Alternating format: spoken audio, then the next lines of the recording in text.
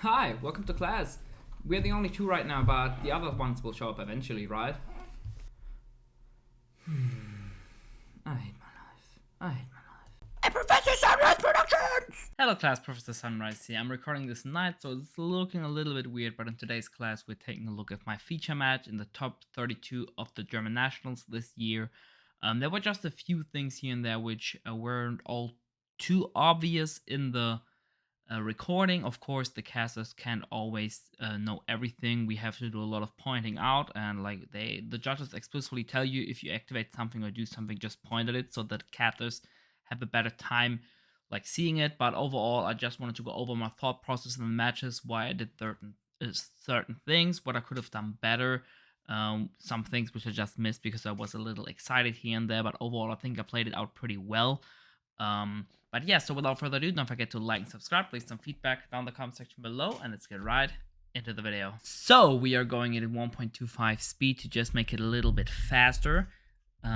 So before we go into the match, I was under the assumption that the opponent is on Runic Live Twin Spright. I saw them playing Live Twin Spright, so I just assumed there would have been a Runic with it as well. And let's quickly take a look in the hand. We had a Seyfert, a Quick Launch, a Lubellion, not a Lubellion, a Seyfert, a Quick Launch, a Levy, an Imperm, and I'm not 100% sure what the last card was at this point. But we win the die roll, so we started with the Seyfert, pitched the Levy because it was our cleanest way into the Lubellion, of course. So we get this perfectly here. So going into Runic Live Twin Spright, at least that was my assumption. I thought that I would not have to play around hand traps at all. In the cast that we're talking about, that Philip was on Ash and Ghost, not the most impactful hand traps, and Ash probably would have come down here with my opponent not thinking at all. I was under the assumption that I can just freely play whatsoever, and I don't really have to care. So we activate the Lubellion here. Not getting Ash guaranteed it for me. There is no Ash, so I didn't really care about anything at all. I didn't expect a Ghost spell main. I didn't think it was something that Runic Life Spright would be on. So we resolve the Striker Dragon, get our boot sector here. Me thinking that I am up against Runic Life Spright definitely is going to make a huge thing. Oh yeah, we have an Absolrauta as the last card, I remember now. Because so now we have to take a look. Okay, we cannot really use the Magnum to extend our placey because all of these things are super valuable. A good thing that we have Quick Launch plus Absolrauta. So we go for a Quick Launch here. Not getting Ashed, of course. If this would have get Ash, we would have been in huge trouble. By the way, here would have the Seyfert plus Absolrauta play would have been insane in this hand. I think this was the only time I drew them both together. This is just something which I have to take into consideration if I want to go to 43 again and at the Noct division, or if I want to stay at 42 because I am kicking the Chaos Emperor 100%. The card is not coming up for me whatsoever. So I'd rather not have the brick. So we used the Absolrauta here to go into Romulus. I decided to go for Romulus because, well, we didn't really need the body. I didn't really have to respect the nib, I was thinking. So I'd rather just get it out of the deck and have the Ravine in my hand already, just for the follow-up next turn, so that I can like send a Safer to get the Lubellion, stuff like that. There's not a lot to be sent with it anyways, but I'd rather just have it than having to search it next turn maybe. So we get both the Ravine and the Tracer. And now we use because we have the Levy in Grave, we can always use that for the Lubellion summon. So we can freely use our Magnumate here to extend into something else. And this time being the Dispata, summoning back Tracer, you know it. Sadly, there was not a line to make an to just make a Baron here. While still getting like Savage plus Seal. Of course, you could have gone for Baron. And then use the boot sector, summon the Tracer out, and make a Seal. And then use the Lubellion to get, use the Levy Lubellion. But the problem with that is I don't think we have enough Darks for that. Because we have like we actually have enough Darks. We have 2 Tracer, 1 Striker Dragon. So we could have gone for that. But ultimately I decided I didn't want to go for that because this part is actually kind of good. And normally against Runic variants, I try not to commit a lot to the board, but because this Sparta is kind of good against Runic Life Twin Spright, it's only the one boot sector which we are running, which is, let's be real, probably not going to resolve against Runic again anyways in a grind game, just because they have the Runic Destruction for it. I think this was the correct play. Where then a huge misplay was, in this match is not using my Sacred here and reviving that Sacred for the Disparta summon. Not only does it give additional follow-up for the next turn, having a guaranteed Sacred in the graveyard, but it also leaves my banish pile completely empty, and I just don't do anything about it. And if there was a nib, or if there was, it's only really just a nib. We cannot really use the Disparta to at least destroy the nib. This is just a minor thing, but or for example, a Bystial would have been insane. To stop with this Disparta as well. So just an unnecessary risk here. Here we just go for the seal. At this point, pretty standard. Boot sector, get the Savage out. I think we can just skip this at this point right now. We go for the Savage. Here we go for the standard thing. If you have the best hand possible, you will use this at last. Also, by the way, I do this to play around with a possible nib, like make the Disparta just because we have the resources, then go into a seal. And if they were on nib, they probably should have nibbed me even before I had the ability to do the seal. So going into this Disparta is probably safe, just because a competent player, which I assume people are in top 32, would just nib me before. So we have the best combination of a safe play plus also the most mileage, the most tempo, the most value we can get out of it, while still being similar, kind of safe. So we get one out of the deck. I would have loved to know what this was, but yeah, there's just no option for that, of course, sadly. We tribute off the levy for the Lubellion, and then make Lubellion and get into the Bandit Beast. This is, by the way, the standard end board, which not the standard, this is the full combo end board, which I ended on whole tournament. I never ended on Burrow End. I think I ended on it once because I got hand trapped, and I knew I was playing against Kashtira. And at some point, you just have to commit, especially into exactly that matchup, because Seal is not that great against this matchup. But I always went for Seal priority first, but more on that in a later combo tutorial, which I'm trying to get out this week. So in end phase, we use our Magnamut to search a Jerusalem. This was a misplay. I got out the branded Regained, by the way, because, like I said, I was under the assumption I play against Runic. And against Runic, I always love to get out branded Regained. Just because it grinds better, and if they pop it with Destruction, we still have another way into it with the Branded Beast, then end phase get the Regained. Also, it was nice that we have an Imperm set there, so we kind of faked it having a Branded Beast there as well, which is pretty solid. But in this case, I shouldn't have gone for the Jerusalem, but I much rather should have gone for the Baldrake. This would have been an actual disruption. Luckily, it didn't come up, because the opponent didn't really have a play, apart from, which you'll be seeing there, apart from one play, which we could stop with the Disparta. Overall, it's probably not the end of the world, and there's maybe even a case to make for the Jerusalem, because it's like really good into the opponent's board, and I'm expecting a grind game, and the Baldrake is not really that clean against Runic cards anyways, because it's just a very decent 1-for-1 trade, but they usually will have some cards left over anyways. Here we get hit by the double evenly, as you can see here. I am panicking a little bit here, but it overall should be fine. We have a Ravine and a Jerusalem in our hand. Here, of course, we decide to chain the seal. The question is just, what are we hitting? There are two options here. There's, like, realistically, there's two options. We never hit these. We probably will keep this over the Impermanence. So we'll be keeping this. We will banish these face down. So the only question is, do we keep the Rebellion or do we keep the Regained? In a perfect world, we would have had a Sacred in the graveyard already, so we don't really have a lot of value for the Rebellion. We can also add it with a Magnamut. We already went through a good amount of our Synchro tools, so adding Rocket Tracer is not really that good. In this case, we probably also would have added Chaos Emperor Dragon, unironically, so this would actually come up. We can also recycle a face-down Banish Branded Regained, so we might not really want to add this back, but overall, because I have so many ways into the Rebellion, I decided to just keep the Branded Regained. I don't know if it's the most correct play, especially because we are expecting a Runic Destruction, so this could just be a dead card. But overall, I think it was a decent play. So we now trigger the seal. I thought about getting the Baldrake here just because I noticed my misplay quite fast. But overall, I just thought that the follow-up should be the best option here. We still have 3 cards in hand. We will be starting with 5 cards, and they are only on 3 cards. And like I said, I still expected Runic, so even if they had Life Twin plus Spright, which was the best combination of cards they could have had, we still had it as Disparta to stop some of that, and then we would have just had 5 cards to play into that board. And if you've seen the game too, you probably know how that would have turned out. So I felt very confident here with a Magnamut, even though we just got hit by a huge double evenly, which a lot of people were expecting to be the game-winning play here. Opponent is reading the Dispata here. Normal Summon Lilla, get the Frost out, and then overlays them for a Mosquito. This, of course, is a huge misplay because the opponent already went in the battle phase. Here you can see they just kind of noticed that. Overall, my opponent told me that I didn't have a play anyways, so this is not a misplay per se. The thing that this showed me, though, is that the opponent isn't actually on Runic, because a Runic deck would never play such a battle phase focused XEs.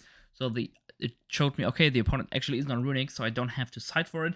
Did it really matter in the hindsight? Not really. I didn't side in Cosmics, but I could have just sided in Cosmics against that back row, and I still would have gotten value out of it. And that's basically the only thing that changed. I sided in Talents over Cosmics. I didn't draw it. If I would have drawn a Cosmic, that would have been good. If I've drawn a Talents, it would have actually been insane. So it's very minute difference. Here we have a Tracer, Quick Launch, Lubellian, and then Jerusalem Baldrick, I believe. Yes. And the opponent, we don't really see it. I try to actually do this just so that the people watching and me going over the VOD could see the cards in hand. My opponent didn't really do it, but they start out with a Lilla here. And then they will just do the standard plays here. It's pretty standard. I don't think there was anything which showed me anything, like gave me any information which I worked with. So we just will be seeing here. So they get the Jet. That's like to be expected. They probably played a different ratio on sprites than like the standard Runic Lifetime Sprite list. So they probably play at least 2 Jets, I would assume, and play a little more with the sprites than the Runic variant. But other than that, not really a much difference to expect here. Of course, they go for a very early Gigantic to play around a Magnamid, or like any Bystial on their Life Twins. That was to be expected as well. Sadly, didn't draw the Imperm. I did side out, like I said in my deck profile, the Ravine and Absurata package, which will be coming up later. But I will just talk about it when it comes up. They're searching a carrot, playing around like evenly, just in general, like spell trap answers to their board, which we are not really playing. Like we started Book of Moon because it's not impactful enough. I maybe sided in Book of Eclipse, but I don't think I did. Just with the 4 Bystials and the 3 Talents, I already had 7 slots. So the 4 engine slots, which I always side out, and then probably the 3 book, and then we kept Imperms to hit the Gigantic, and then Dark Ruler to just annihilate the whole board. So they link those off into Masquerena because this now shows me, okay, they do have an extender because they are trying to, like, will be linking off the carrot here, which is fine. At this point, we know the starter in hand, and then there's like 3 unknowns, I believe. Yes. I don't remember what we were talking about here, but we had a good time. Philip was a very chill person, was very nice, especially for my first, what's it called? Like my first feature match. Yeah, having like someone who's very chill, not too try-hardy. It was very good. Being like on a similar page, but they go for the standard lifetime combo here. Not too much to set here. Now they have the Monster Reborn. I knew that they were Monster Reborn because a buddy of mine played against them, and they got sacked by the Monster Reborn. I think in the round before, in the round before that, so in round 10. So it wasn't that crazy. So they set 3 here. One of them is starter. They have 1 card in hand. We draw for turn a Magnamid. That's insane. We just go into the main phase and immediately throw out the Lubellian. If the Lubellian didn't get ashed here, we would have had to chain a Bystial on the Frost here, I assume. At least I would have thought more about it, but that's probably the correct play just because we don't really want to give them the free draw. And the Bystial in the main phase, the 1 Bystial doesn't really do a lot. They cannot chain any of these on that anyways, to like fizzle our Bystial, so that's just the correct play. They ashed it, so we didn't have to do it. And now they are calling the effect of Masquerena because we passed priority. I did not go battle phase, they just did that as an ignition effect. The casters were on the assumption I called battle phase, but Philip just did it that way. Summon Griffin, pretty standard. Now we are calling end of main phase because we still have 3 Bystials, and we will just be chewing through this back row like it's nothing, or like this main board. The only thing which I was afraid of at this point was a Super Ancient Organism. which I was trying to beta with a Magnamid, and I was super focused on that because I knew if there was no Ancient Organism, I win this game 100% of the time. So my whole focus was on that, and I figured, okay, I can just throw away this Magnamid, and if the opponent doesn't chain a Super Ancient Organism on it, I win this game. I don't expect this Magnamid to resolve, so me actually getting out the Magnamid was crazy to me. I was super excited. Hey, I can even get like this Magnamid through. Of course, I cannot activate it on a Griffin, but this was not even on my assumption because I didn't really think of a Griffin as a disruption because it never really is a disruption. I was just super focused on the Super Ancient Organism. Like, oh yeah, I can activate it. I don't really care about this. Of course, it seems like a misplay, but in hindsight, I never expected this Magnamid to resolve in the first place because I was 100% sure there was a Super Ancient Organism on there, and I just checked for that with the Magnamid in mind. Of course, in hindsight, it doesn't really matter. Philip here used the enemy controller to put this into defense. I think that's a misplay. I think you should probably tribute off your Lilla for that. But then again, you have one level 2 less, and you really want to have that spell negate. This also plays around and evenly by just doing that, so that's probably correct not to do that. So you keep your carrot negate alive, which is not that valuable, but I guess it's something, and you don't really expect them to have 3 Bystials. So I guess that's a correct play to not use the enemy controller for that, because then evenly just kind of choose you out alive, even with a carrot negate. So we go for Drew's Worm, not on the kill, on the kiss of kill, because I wanted my opponent to maybe show me some information which I don't really have. This maybe baits them into me having another Bystial, and maybe they play differently. And because I know if they don't negate the Baldrake, or like don't do anything on the Drew's Worm, they probably won't do anything on the Baldrake anyway. So we get it out for free, and I just want to make my opponent think a little more. It probably doesn't really do anything, but I thought it was just a very okay thing to do. They book off the moon here, the Drew's Worm. Doesn't really matter what they would have booked here. Here we have a laugh because they have the 3rd Bystial, but of course I play all of them post side. So the likelihood of seeing 3 of them isn't actually that low, especially if you take into consideration Lubellion. I would have had 4 Bystials, by the way, if it wouldn't have got Ash, so that would have been even more insane. Here we don't really have to go for the Griffin anymore. We can just out the Lilla, or whatever it's called, the pink one. Because of course we can just out the Drew's Worm with the Griffin with the Drew's Worm we have set, and at this point this is just cleanup duty. We only have really a Griffin, a carrot negate here, and maybe a red negate if they elect to go for that, but then they don't really have any follow-up, and we still have 2 cards in hand. So this time it's just cleanup duty and a little bit of flex. I'm not gonna lie, I kind of wanted to show off a little bit here with the dragons, and wanted to show the guys who watch the stream what this deck is actually capable of once it's in such an advantageous position. Now we go for the normal summon of Tracer. Of course, insane in this exact position, because Baron really puts a lot of pressure on it at this point. Being in such a simplified game state, Baron usually wins by itself already. If I only had this, like Baron plus like the Branded Beast, we probably would win already. They resolve the blue here to get the jet, so they do have like 1 line of follow-up, I guess, but that's not really a lot.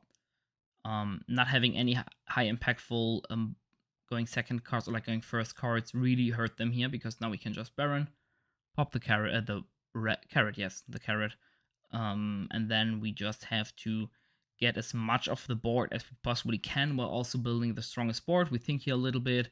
We really want to have a Bystial on the board plus go into Seal, because Seal will then allow us to pop off even further.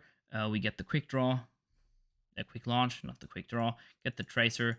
We go into the boot sector. Didn't need to do that here, but it doesn't really matter. It only played into a little misplay that I could have done later on, but everything is fine. Now we really just want to keep the level 6 on the board, because we still want to make an Atomb, because we will be summoning a Magnamid of that seal, popping the Lilla, Branded Beast, Tribute, Seal. This always feels so clean to do it in your own turn. It's such an insane combo, and we will be summoning a Magnamid here. I thought about summoning a Sarony, because we can, in theory, we could have summoned Sarony here, and then use the Pissy to summon our Magnum, and use it that way, and then we even would have gotten a regain. But at that point, that's just excessive. I mean, we could have done it. I guess it's more optimal, but this wasn't even on my radar. I just wanted to play it as safe as possible, even though I knew my opponent had nothing. I guess most optimally here would have been Serenia to send a regain, but that doesn't really matter at this point. We go for the Attuned. Attuned effect. Turn 2 dragons into 3 dragons, which is huge because that's the threshold with a Link 2 in Dark to go for the full combo with Borderland, with Savage, if you have the Tracer access, etc., etc. So Attuned definitely a very good card. I saw a few people doubting the Attuned, like Joshua Schmidt not being a huge fan of it, but I still think it's insane, especially with all of the Bystials we play post side. I just really think it's a very solid card, even though it's a little fragile, and it feels like a little win more card, but it actually is a win card in my opinion. But that's not up to debate right now. We use Safert here. We think a little bit here. Just want to make everything sure in my head. Okay, I definitely have to take the Chillhop Serpent here, not the Wyver Burster, because we want to link off into a Dark. If I've went into a Wyver Burster here, we couldn't have gone for the whole combo. Do we even want to go for the whole combo? Maybe we just make Sealed Pass. That's definitely also fine, and at this point would have won me the game.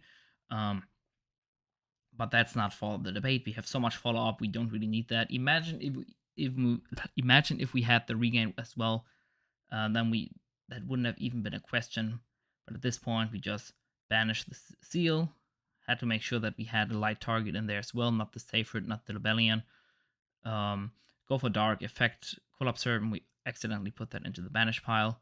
Doesn't really matter. I was a little excited, but also mostly happy because I knew at this point, I've known I win this. Once I went out of the battle phase, and I knew the last card was a starter because they added that, I knew that I would win because I easily can play through Carrot Red if they have no follow-up, and I can play through their follow-up that they have anyways because I will be ending on 2 Omnis. So Dark, get the Masquerena. Then we use the Wyver Burster. Zone doesn't really matter, just wanted to make everything as safe as possible, but at this point, it is cleanup duty. And then just a little flags to show like the basic combo. I could have gone into a Borderland already here. I guess the Pissy line is better. Like optimally played, we would have had the Serenity here, and then we would have used the Pissy to summon the Magnum. But at this point, I just wanted to show some dragon stuff, and it's a little more fun, right? It's a little flex. Okay, you could call it BM, but I don't think it's really BM. Just like showcasing the stream what the dragon deck can actually do, and like showing like close to the most standard combo. And you don't really have use for these cards later on anyways. You already went through both deals. And in this case, our Savage has 3 negates instead of 2. So I guess it's technically correct to still go for that route, even though you don't have to. But in the end, we have a Savage here for 3 negates. We have a Safert at back even, like a Rebellion for follow-up. We have an Omni negate on Baron. We have an Impermanent Borderland. And we have a Branded Beast, Magnum at end phase. At back a Drewsworm from the graveyard because we still want to keep them in the deck, right? We won't be needing them, but in the end, that's I still think optimal. And then we pass turn. Opponent draws. I think it was like a life to normal summon.